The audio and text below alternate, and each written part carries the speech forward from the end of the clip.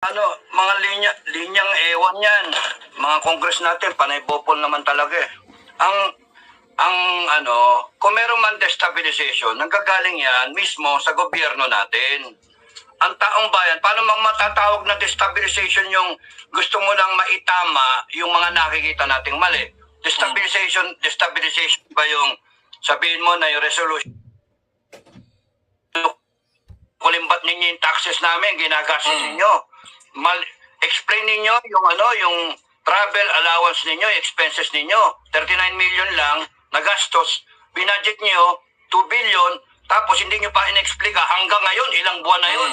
December, January, February, March, April, Mayo na, 6 na buwan na. Wala pa rin, explanation, tanga-tanga pa rin. Destabilization ba yung questionin mo yung mga pag-supil sa mga